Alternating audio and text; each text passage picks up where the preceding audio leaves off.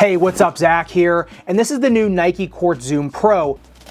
Now, the Zoom Pro is Nike's newest tennis model to come out. It is also more of a budget-friendly model, coming in at $100 US. However, for a budget Nike shoe, it does have a lot of little bells and whistles in it and kind of a lot going on with it. So let's cut them open and see what they're made of.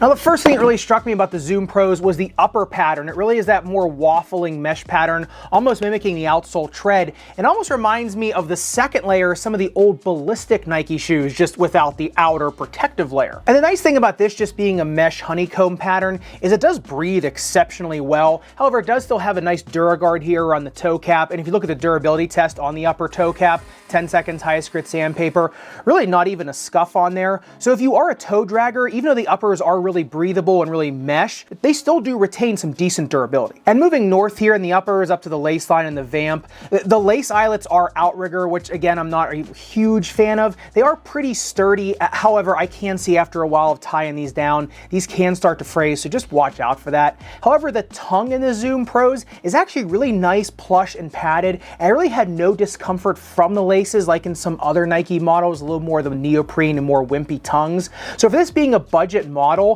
the tongue is actually more comfortable than some of the other premium Nike shoes. And because the Zoom Pros did borrow this padded ring around the heel, you are getting an excellent lockdown in these, so really no heel slippage, even a little more of a lighter, more minimalist shoe, just like the Court Next. But the one thing that really confuses me about the uppers is they have this synthetic suede reinforcement around the lace line, around the entry of the shoe. However, they didn't put the laces through it, so Nike really missed an opportunity to make this a super secure and super durable lockdown. So that's kind of weird to me. Now, getting into the Midsole Teardown, this was a little bit more of a teardown than normal shoes, with a lot of pun intended on that. Because if you look, just taking out the removable insole, look how I took a lot of the strobo board with me. Now, these are glued in, yeah, but I've taken a lot of glued in insoles out, and I've never ripped a strobo board before. So just watch out for that if you're putting an insert in these shoes. The build quality of the strobo board is not as tough as some other Nikes or some other models, so just watch out for that. But getting into the actual midsole, this is a 4-foot loaded Zoom Air unit, and what Nike's calling a springboard plate for the shank. Now, this is a pretty flexible shank. However,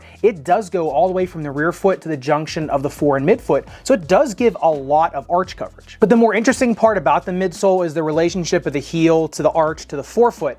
The heel is actually lower than the arch in these, so you are going to get a pretty propped up arch in these and a pretty high off the ground feeling. Now, we'll see how that does in terms of playability, in terms of the play test. However, I did notice in the Zoom Pros versus the Court Next is that the lateral flange on these is not nearly as wide. So even though you do have that springboard plate sticking out of the lateral side of the shoe or the outside of the shoe, this definitely doesn't have the wide profile of some others and a pretty high arch in here. So we will see how that does in terms of stability on the court. Now, getting into the outsole tread, this is that similar waffle pattern to the Court Zoom Next. However, it does have just one big opening here in the middle where you can see that springboard plate. The one thing I do like about this is it does have a ring here around the forefoot. That's really to indicate that there's a Zoom Air unit in there. However, it does just provide some more tactile feedback, and unlike the Jordan 36, which does have a similar pattern, it doesn't jut out of the shoe, so it doesn't create any more instability. But on the outsole durability test, the Dremel 10 seconds highest grit sandpaper, unlike the Court Zoom Next, about 1.5 millimeters of damage, a little over 1 millimeter.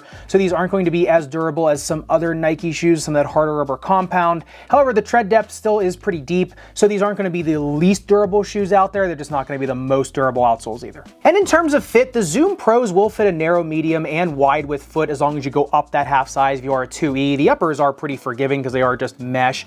However, the shoe does run just a tad long if you're going up that half size. So if you are going up a size, just watch out for that. You're going to have some room in the toe box. However, also these are going to fit a medium, flat, and high arched foot. The reason for that is the arch construction of the shoe. Because the arch is a little bit higher than the heel, it is going to kind of artificially pump up the arch for you. And if you're a higher arch foot player, it is going to cradle that higher arch for you as well. Now, the one thing you really got to look out for in these shoes is it is a rocker as well in the back, which means there's a lot of pressure taken off the heel. Now, because the foam is a little bit harder in these shoes and not as forgiving, and because that plate plate comes all the way back here. That springboard plate comes all the way back here into the heel. These aren't going to be great for somebody with heel pain on the bottom of their heel, like plantar fasciitis. However, if you have Achilles pain, especially on the back of your heel, these actually might be a little bit more forgiving than some other shoes because they take so much pressure off of the Achilles tendon. That's a pretty interesting difference in these shoes versus some other Nikes we've seen recently. Just remember, with that lateral flange being so narrow on these, I really would not recommend them for ankle sprainers whatsoever. And just as an aside, just my personal opinion, these are some of the nicer looking Nike shoes to come out in the Nike Court line recently. They are pretty streamlined looking. The big swoosh on here is pretty slick, even though it doesn't provide much lateral stability. So I actually do like the styling of these shoes a lot more than some others recently have come out. However, it really depends on how they play on court if they're actually going to be any use to you. So if you want to see the play test of the Court Zoom Pro, make sure you subscribe because I will link that video up here. And if you want to take a deep dive into the big brother to these shoes, the Court Zoom Next, make sure you click into this playlist right here. Respect your rubber and foam. I'll see you in the next video.